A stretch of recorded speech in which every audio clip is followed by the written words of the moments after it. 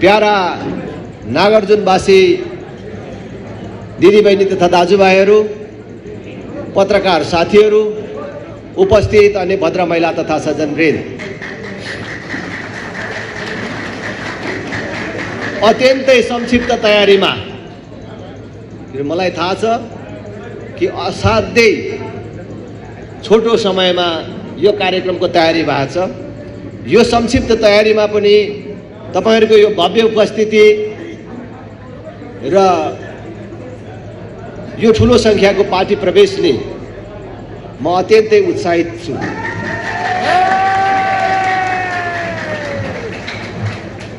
काठमाडौँ सुतेको छ कि के हो जस्तो लागेको थियो, काठमाडौँ पनि बिउजेछ।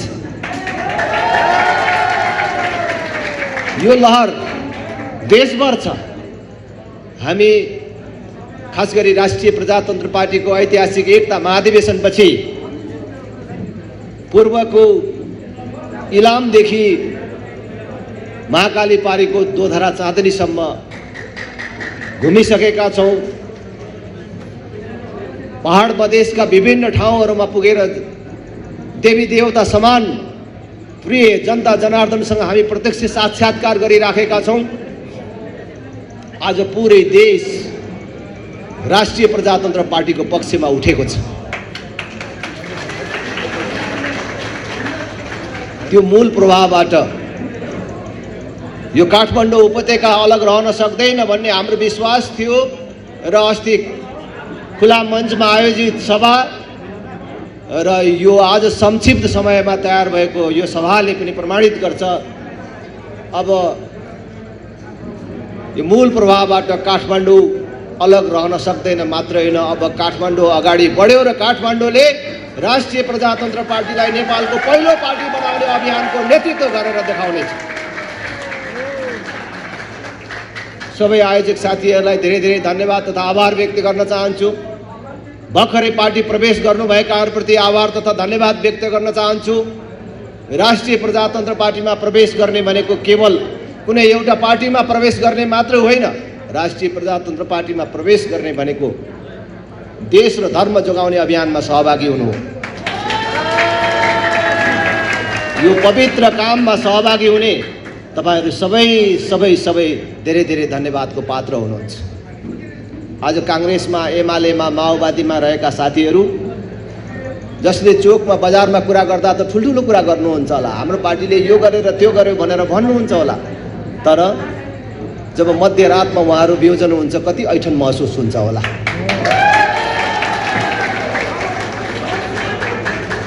राष्ट्रिय प्रजातन्त्र पार्टीमा लाग्ने कसैले पनि त्यो ऐठन महसुस गर्नु पर्दैन। राष्ट्रिय प्रजातन्त्र पार्टीमा लागेर गल्ती गरे कि भनेर कहिले सोच्नु पर्दैन र त्यो ऐठन महसुस हुँदैन भन्ने मलाई विश्वास छ। म आजकल कल्पना पनि गर्छु राष्ट्रिय प्रजातन्त्र पार्टीका मानिसहरू कति खुसी होलान् अहिले यो दिन देख्दा। आज देश राप्रपामय बन्दै जाँदा राप्रपाका कार्यकर्ताहरूमा, राप्रपाका पुराना मान्छे हुँ भन्नेहरूमा कुन प्रकारको आनन्द भइराखेको होला म यसो कल्पना गर्छु। अनि कांग्रेस, एमाले, माओवादीमा रहेका, भ्रष्टाचारमा संलग्न नभएका, सत्ता स्वार्थ भन्दा अलि पर रहेका इमानदार मान्छेहरूलाई रातभर कति ऐठन हुन्छ होला म यसो सम्झन्छु। किनभने खान पाउने मानिसहरू त यही ठिक छ भनेर भन्छन्, लुटिराखेका छन् यही ठिक हो भनेर भन्लान्। तर जसले कांग्रेस, एमाले, माओवादीमा भएर पनि इमानको राजनीति गरिराखेका छन् ती मान्छेहरूलाई कति ऐठन हुन्छ होला आफ्नो दल, आफ्नो नेताहरूले गरेको बेइमानी देखेर।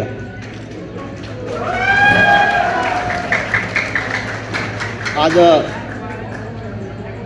देशको अवस्था हामीले बारम्बार भन्दै आएका छौं।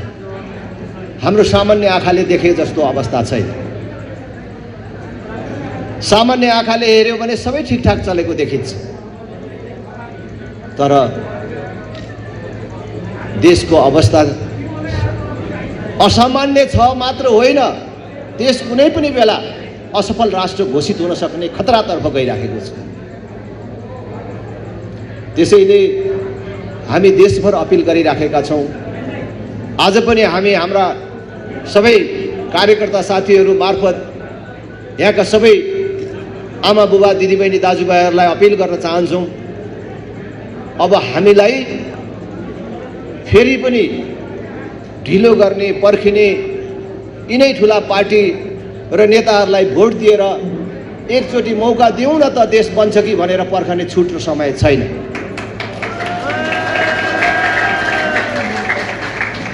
आज समाजको कुन क्षेत्र खुसी छ? कृषक खुसी छ? एक बोरा युरियाको लागि छटपटाउनु पर्ने अवस्था छ। पैसा तिरेर मल किन्न नपाउने व्यवस्था।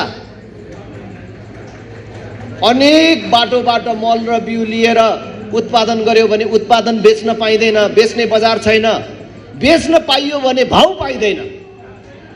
31 वर्षमा देश पूर्ण रूपले बेरोजगार उत्पादन गर्ने कारखानामा परिणत भएको छ। मैले भनेको होइन, देशको तथ्याङ्कले भनेको हो। जुन देशको जनसङ्ख्या 3 करोड छैन, त्यो देशको 50औं लाख युवकहरू, कसैले त भन्छ 70 लाखको सङ्ख्यामा हाम्रा युवाहरू जो 18 वर्ष उमेर पुरा गरेका छन्, 50 वर्ष नागेका छैनन्, डाक्टरले जाँच्दाखेरि शरीरमा कुनै रोग नदेखिएकाहरूलाई अरबको मरुभूमि र मलेसियाको जङ्गलमा जान बाध्य कसले पार्यो? छोरा हुर्केको भोलिपल्ट जब नागरिकता बनाउन मिल्ने, पासपोर्ट बनाउन मिल्ने बित्तिकै छोरालाई 30-40 हजार तलबको लागि अरब र मलेसिया पठाउन आमाहरू बाउहरू किन बाध्य बनाइयो? बिहे गरेको भोलिपल्ट लोग्ने स्वास्नीको बीचमा राम्रो चिनाजानी र कुराकानी भएको छैन, तर पेट पाल्नको लागि, परिवार चलाउनको लागि हाम्रा दिदीबहिनीहरूले, हाम्रा छोरीहरूले आफ्नो लोग्नेलाई हात लाउँदै हल्लाउँदै अरेबियनको नोकर बन्न पठाउन बाध्यकारी परिस्थिति कसले निर्माण गर्यो? यो 31 वर्षदेखि यो देशको राजनीतिक रूपले, सैद्धान्तिक रूपले र व्यावहारिक रूपले कसले नेतृत्व गरिराखेको छ? अब के हामीले सोच्ने बेला भएन? हामी त्यो कुरा भन्न आयो। यो 31-32 वर्षको बिचमा हामी जस्तै देशहरू कहाँबाट कहाँ पुगिसके। यहाँ काङ्ग्रेस एमाले माओवादीहरू केही किलोमिटर बाटो बनेकोमा, एक दुईवटा पुल बनेकोमा, एक दुईवटा भवनहरू बनेको कुरामा देश विकास भएको देख्दैनस् भनेर धक्कु लगाउँछन्। तर यही बिचमा दुनियाँका कैयौँ देशहरू चन्द्रमामा पुगेर आइसके, मङ्गल ग्रहमा बस्ती बसाउने कुरा गरिराखेका छन्। हामी कृषि प्रधान देश भन्ने देशका नागरिकहरू पैसा तिरेर पनि एक बोरा युरिया नपाउने स्थिति बिहोरिराखेका छौँ। एउटा गाउँबाट अर्को गाउँ जाने सानो पुल नपाएर हामी छटपटी राखेका छौँ। के यही दिन देख्नको लागि हामीले यिनीहरूलाई 31-32 वर्षसम्म देशको शासन सत्ता जिम्मा दिएको हो? यही देशमा यही समयमा कैयौँ देशहरूले पानी कति बेला पार्ने, कति बेला रोक्ने प्रविधिको विकास गरिसके। तर 31-32 वर्षदेखि यो देशको नेतृत्व गर्दै आएका र त्यो मौका पाएका पार्टी र तिनका नेताहरू के भन्छन्? हामी त विदेशीको सहयोग बिना हाम्रो देशै चलाउन सकिँदैन भनेर भन्छ। अनि एमसीसी जस्तो विवादास्पद सम्झौता गरेर के भन्छन्? त्यो पैसाले निकट भविष्यमै हाम्रो देशमा ठुलो मात्रामा उत्पादन गर्दै गरेको बिजुली यही खपत गर्न सकिँदैन। त्यो बिजुली भारत, बङ्गलादेश लगायतका देशहरूलाई नबेचिकन हुँदैन। त्यसकारण त्यो बेच्नको लागि, त्यो बिजुली पठाउनको लागि त्यो बिजुली पठाउने तार टाङ्नुपर्छ भनेर त्यो 60 अरब पैसा ल्याएर केही किलोमिटर ट्रान्समिसन तार टाङ्ने, ट्रान्समिसन लाइन विस्तार गर्ने कुरा गरिराखेका छन्। केही किलोमिटर बाटो स्तरोन्नति गर्ने कुरा गरिराखेका छन्। तपाईहरूलाई म भन्छु कि आज देश पुरै विदेशीको सहयोग बिना देश चल्न सक्दैन। विदेशीको सहयोग बिना प्रधानमन्त्री हुन सकिँदैन। प्रधानमन्त्री मन्त्री भइयो भने पनि टिक्न सकिँदैन भनेर विदेशीको सेवातर्फ सारा देशलाई उनीहरूले धकेलिराखेका छन्। आज तपाईँ सामान्य मानिसहरूले पनि सोच्न सक्नुहुन्छ, कैयौँ युवा साथीहरू तपाईहरू बुझ्नुहुन्छ, आज भारतलाई ऊर्जा सङ्कट छ, बिजुलीको समस्या छ। त्यसकारण हामीलाई लाग्दो होला कि यो भारतले हाम्रो बिजुली नकिनिकन हुँदैन कुनै दिन। त्यसकारण त्यो बिजुली बेच्नको लागि यो तार टाङ्नुपर्छ भनेर यिनीहरूको बुद्धिमा आयो होला। तर तपाईँ सम्झनुहोस् त, आज दुनियाँमा प्रविधिको विकास यति चाँडो चाँडो भइराखेको छ। आजै तपाईँको हातमा भएको कुनै मोबाइल फोन तपाईँले नयाँ मोडेलको भनेर किनेर ल्याउनुहुन्छ, पर्सि नै त्यो पुरानो हुन्छ, काम नलाग्ने हुन्छ। प्रविधि यति चाँडो चाहिँ अगाडि अगाडि विकसित भएर गइरहेको छ। आज यी ठुला पार्टी हुँ र तिनका नेता हुँ भन्नेहरूको आँखामा भारतमा बिजुलीको समस्या देखिन्छ र भविष्यमा बिजुली चाहिन्छ भन्ने कुरा होला। तर के भारतले, नेपालले कहिले बिजुली उत्पादन गर्ला र भविष्यमा किनौला भनेर पर्खेर बस्ला?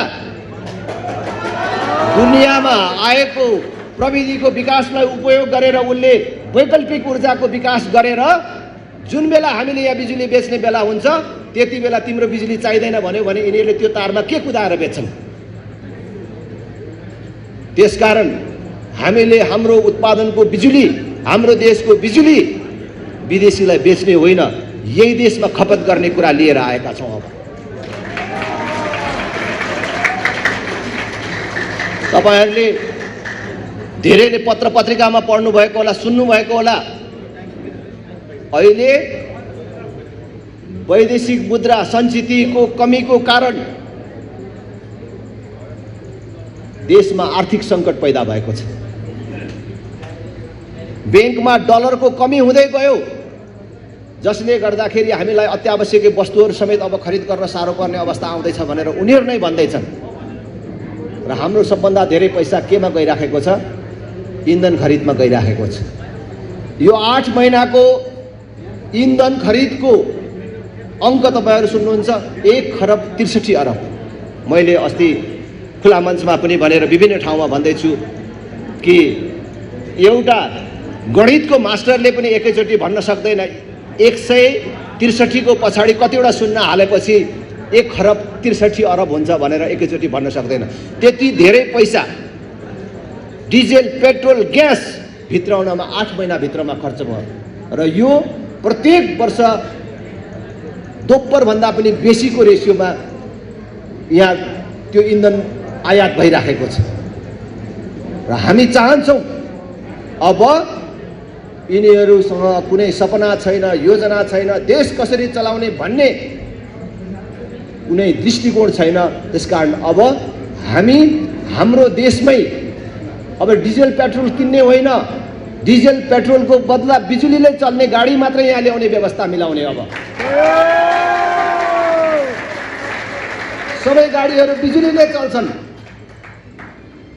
अब हाम्रो चुलो ग्यासले बल्दैन। अब ग्यासले भात पकाउने होइन, बिजुलीले भात पकाउने व्यवस्था मिलाउने। ग्यासभन्दा सस्तोमा बिजुली घर घरमा पुर्याइदिने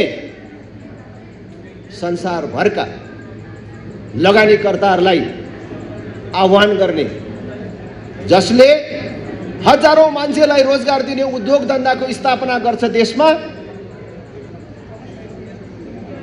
त्यस्तो उद्योगपतिलाई संसारको सस्तोमा बिजुली उपलब्ध गराउने, उनले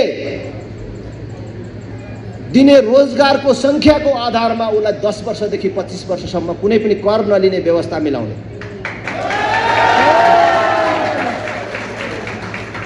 कुनै पनि उद्योगमा कुनै पनि राजनीतिक दलले युनियन खोल्न नपाउने व्यवस्था मिलाउने। उसको उद्योगसम्म जाने बाटोको बन्दोबस्त सरकारले गरिदिने। त्यस्तो भयो भने यहाँ उद्योग धन्दाहरू स्थापनामा कसले रोक्छ? त्यस्तो उद्योग धन्दाहरूको स्थापना भयो भने हाम्रो बिजुली कसलाई बेच्नुपर्छ? यही खपत हुन्छ। अनि हाम्रो भाइ छोराहरूले त्यति धेरै उद्योगहरू स्थापना भइसकेपछि 30-40 हजार तलबको लागि अरबको मरुभूमि र मलेसियाको जङ्गलमा परिवारसँग छुट्टिएर बस्नुपर्छ होला? अब हामी त्यो दिन देख्न चाहन्छौँ, अब हामी त्यो काम गर्न चाहन्छौँ। त्यसकारण म फेरि पनि भन्छु, सजिलो भाषामा तपाईहरू सबैले अरूलाई पनि बुझाउन सजिलो हुन्छ। अब यो 32 वर्ष भनेको सानो समय होइन, 3 दशक भन्दा बेसी हो। 3 दशक हाम्रो खेर गयो। अब यो बाँकी समय खेर फाल्ने छुट र सुविधा हामीलाई छैन। कांग्रेस एमाले माओवादी असफल भएर हामीलाई केही फरक पर्दैन, तर देशलाई असफल हुन दिनुहुन्न। यो देश असफल भयो भने यिनीहरूलाई केही फरक पर्दैन, तर यो देश असफल भयो भने हाम्रो भविष्य, हाम्रा युवाहरूको भविष्य असफल हुन्छ। मैले त्यसैले सधैँ भन्छु, यो देश बर्बाद भयो भने, यो देश बिग्रियो भने शेरबहादुर देउवा, केपी ओली प्रचण्डहरूको के बिग्रिन्छ? यो देश बिग्रियो भने तपाईँ युवाहरूको भविष्य बिग्रिनेवाला छ। त्यसैले चुनावको बेला ख्यालठट्टा गर्ने, कसले मोटरसाइकलमा तेल हालिदिन्छ, कसले रेस्टुरेन्टको बिल तिर्दिन्छ भनेर कुद्ने युवाहरू सबभन्दा बेसी यो चुनावमा सचेत हुन जरुरी छ। अब पनि यिनै पार्टी, यिनै नेतालाई भोट दिएर देश बन्छ भन्नु के हो भन्नुहोस् त? साँडेको टाङमुनि बाल्टी थाप्नु जस्तो हो। साँडेको टाङमुनि बाल्टी थापेर दुध आउँछ? त्यसलाई सुमसुम्याए पनि आउँदैन, सिर्कना हाने पनि आउँदैन, कुँडो थपिदिए पनि आउँदैन, किनभने साँडेको धर्मै दुध दिने होइन। अब कांग्रेस एमाले माओवादी त्यही अवस्थामा पुग्यो। अब यिनीहरूलाई कति वर्ष थपिदियो भने चाहिँ देश बनाउँछन् होला त? ल भन्नु नि त आफै, ल भन्नुहोस् त तपाईँहरू। या त कांग्रेस एमाले माओवादीका साथीहरू उही परबाट सुन्दै हुनुहुन्छ भने बेग्लै कुरा हुनुहुन्न होला, तर हाम्रै बिचमा पनि कुरा गरौँ न त, होइन? कुनै कांग्रेसको, कुनै एमालेको, कुनै माओवादीकोलाई यहाँ बोलाएर भन्ने मौका दिँदा पनि ल भन्न सक्छ त शेरबहादुर देउवालाई अब कति वर्ष थपिदियो भने चाहिँ यो देश बन्छ होला त? केपी ओली प्रचण्डलाई कति वर्ष थपिदिँदा चाहिँ यो देश बन्छ होला त? होइन, उनीहरूका परिवारका केही मान्छेहरू बन्लान्, उनीहरूका नातागोता आफन्तहरू बन्लान्। अहिले पनि तपाईँहरूले देख्नुभएको छ, यो लोकतन्त्र गणतन्त्र भन्ने चिज त केही मान्छे र केही मान्छेका नातागोतालाई जागिर खुवाउनको लागि मात्रै बनेको रहेछ। यो समयले प्रमाणित गर्यो। आज हामीले यिनीहरूले काम गर्न सकेनन्, यिनीहरूले देशलाई बर्बाद गरे भनेर भन्दाखेरि खबरदार, होसियार, यिनीहरू प्रतिगामीहरूदेखि होसियार। अहिले गणतन्त्र, धर्मनिरपेक्षता, संघीयताको विरुद्ध षड्यन्त्र भइराखेको छ भनेर हामीतर्फ इङ्गित गर्छौँ। म आज भन्न चाहन्छु, प्रजातन्त्र र जनताको सार्वभौमिकताप्रति, जनताको सर्वोच्चताप्रति राप्रपा पूर्ण रूपले प्रतिबद्ध छ। तर गणतन्त्र, लोकतन्त्र, के तन्त्रको नाममा देशमा जुन लुटतन्त्र भइराखेको छ त्यसको विरुद्ध राप्रपा अवैध चट्टान भएर उभिन्छ। हामी यो लुटतन्त्रको अन्त्यको लागि राप्रपा सबभन्दा अग्रणी मोर्चामा रहेर लड्छ। जबसम्म यो लुटतन्त्रको अन्त्य हुँदैन, हाम्रो देश र जनताको भविष्यमा सुधार र विकास हुँदैन। यो हामी निष्कर्षमा छौँ। त्यसैले म तपाईहरू सबैलाई अपिल गर्न चाहन्छु र तपाईहरू मार्फत नागार्जुनवासी सबै आमा बुबा दिदीबहिनीहरूलाई अपिल गर्न चाहन्छु, भोट दिने भन्ने कुरा छोरी दिने भन्दा पनि ठुलो कुरा हो। यो ख्यालमा दिने चिज होइन, एक छाकमा, एक ट्वाकमा दिने चिज होइन। आजकल ब्रोइलरको मासुमा, एक ट्वाकमा, एक बोतल बियरमा भोट बेच्ने चलन छ। हामी बुझौँ, जबसम्म राजनीतिमा सही मान्छे आउँदैन, सही नेता हामीले चुन्दैनौँ, तबसम्म हाम्रो युवा बेरोजगारीको अन्त्य हुँदैन, हाम्रो गरिबीको अन्त्य हुँदैन। हाम्रो गरिबीको अन्त्य गर्ने, हाम्रो बेरोजगारीको अन्त्य गर्ने भनेको कसले हो? त्यो राजनीतिले नै हो, नेताले नै हो। आज हामीले जे दुःख पाइराखेका छौँ त्यो हामीले गएको चुनावहरूमा ठिक पार्टी र ठिक नेता चुन्न नसकेको कारणले हो। हामीले पूर्व जन्ममा कुनै गल्ती गरेर श्राप पाए बापत हामीले अहिले यो दुःख पाइराखेको होइन।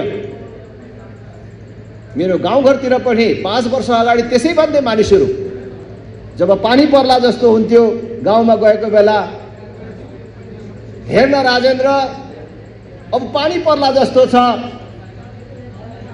अब मजाले पानी पर्यो भने यहाँ एम्बुलेन्स पनि चल्न सक्दैन, भरै कोही दिदी बहिनीलाई सुत्केरी व्यथाले चेप्यो र कसैलाई सर्पले डस्यो भने अस्पताल पनि जान नपाएर मर्नुपर्ने अवस्था छ। पूर्व जन्ममा के पाप गरिएछ यो ठाउँमा आएर बसिएछ हरे भनेर भने मैले के भन्थे? पूर्व जन्ममा कुनै पाप गरेको कारण तपाईँले दुःख पाएको होइन, यो ठाउँमा आएर बस्नु परेको होइन। तपाईँले गएको चुनावहरूमा ठिक पार्टी र ठिक नेता चुन्न नसकेको कारण यो दुःख पाएको होइन।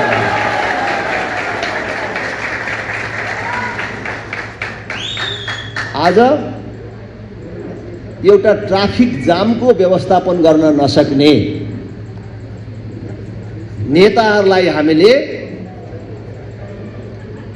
आफ्नो भगवान प्रभु परमेश्वर र मुक्तिदाता मानिराखेका छौँ। यत्रो रिङ रोड बन्दैछ, यो त भर्खरै बन्न थालेको हो। यो रिङ रोडमा यो सडक ठुलो बनाएर मात्रै हुँदैन, फ्लाइओभर ब्रिजहरू चाहिन्छन्, अन्डरग्राउन्ड अन्डरपासहरू चाहिन्छ भन्ने यिनीहरूको दिमागमा थिएन। यति सामान्य सोच पनि नभएका, हाम्रो रगत पसिनाले तिरेको राजस्वबाट संसार घुमेर आउने, संसार देखेर आउने, तर आफूले नेतृत्वमा बस्दाखेरि आफूले बनाउने बाटोहरूको हालत यस्तो बनाउने। आज तपाईँ को मान्छे छ ल भन्नुहोस् न, यो सहरमा हिँड्दाखेरि दिनको 1 घण्टा जाममा नपर्ने को मान्छे छ? आज यो क्रियाशील